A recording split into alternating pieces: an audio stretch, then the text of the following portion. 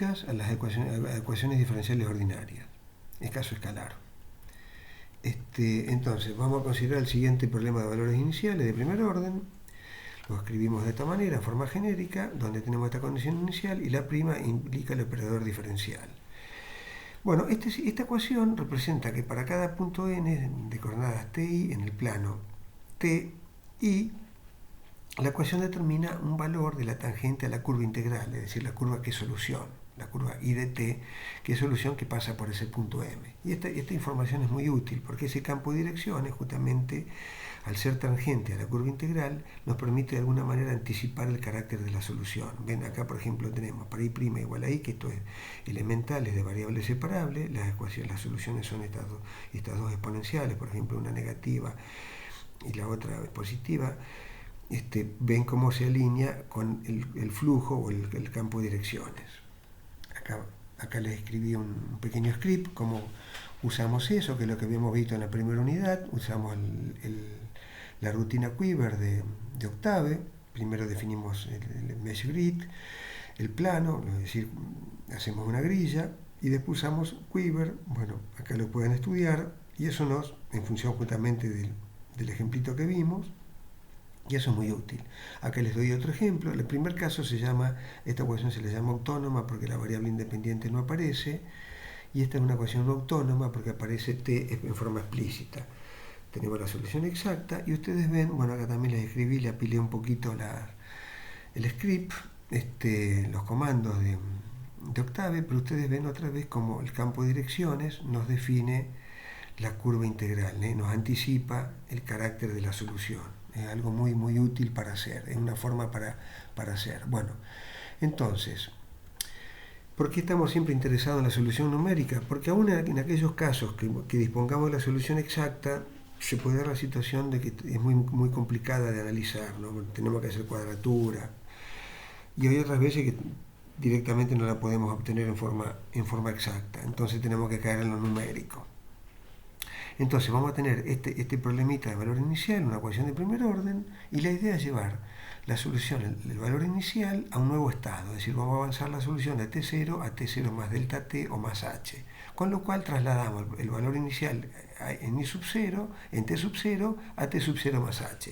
Es decir, vamos trasladando el problema de valor inicial intervalo por intervalo, así sucesivamente. Entonces, si estamos en T sub n, T sub n más 1, la integración de esta ecuación diferencial queda reducido a este esquema. ¿Ven? En definitiva, es como si fuésemos integrando la integral bajo la curva de esta función, ¿no?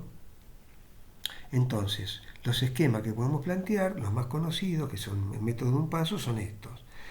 Suponemos que la función f tiene esta forma, y todo se reduce como aproximamos el área bajo la curva. Entonces, el método explícito de Euler es todo se reduce a la información que hay en el tiempo tn.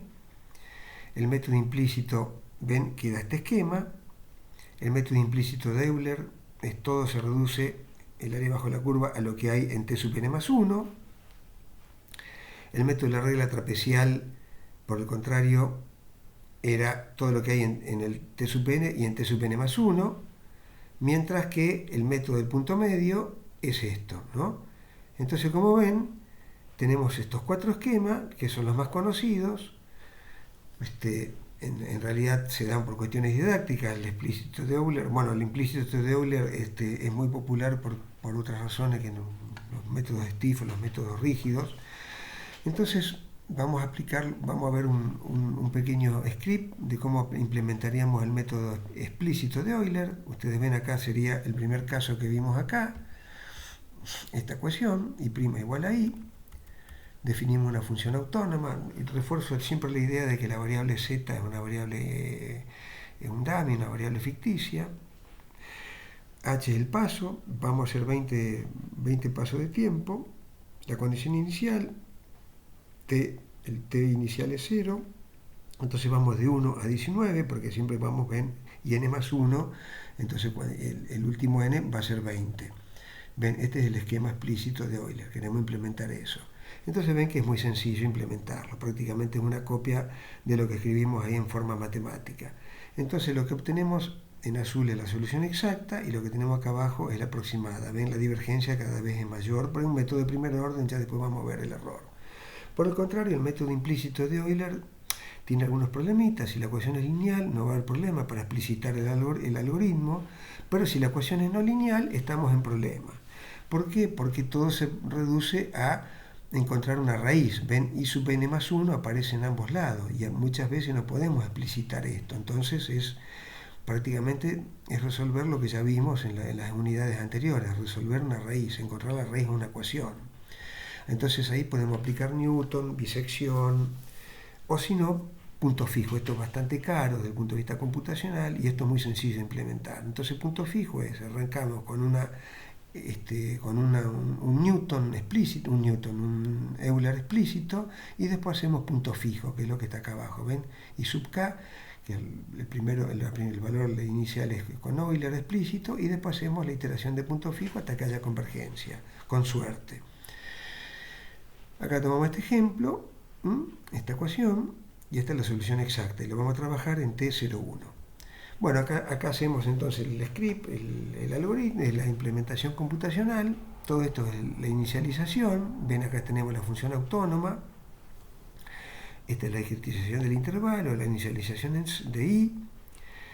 Un epsilon, porque vamos a necesitar una tolerancia para la convergencia. Entonces ven, I new sería el valor de Euler explícito para arrancar. Ven, estos serían dn acá menos 1, donde k son los intervalos de tiempo que queremos tomar. Entonces esto es Euler explícito y después L menos L máximo, que L máximo es el número de iteraciones máximas permitidas. Entonces primero vamos a tomar, cuando arrancamos el valor de Euler explícito y después lo vamos a ir actualizando. Calculamos el error, si el error es menor que epsilon salimos y si no actualizamos la nueva iterada con la aproximación según el esquema que estamos tomando del Euler explícito. ¿Ven? Ese esquema que está, bueno, el que yo le escribí acá en todo caso sería este que está acá. Bueno, y como ven, este sería el esquemita de la iteración de punto fijo, que es bastante mala para este problema, pero si calculamos la raíz con Newton, fíjense qué bien que anda. Bueno, eso queda como ejercicio. Bueno, vamos a parar acá.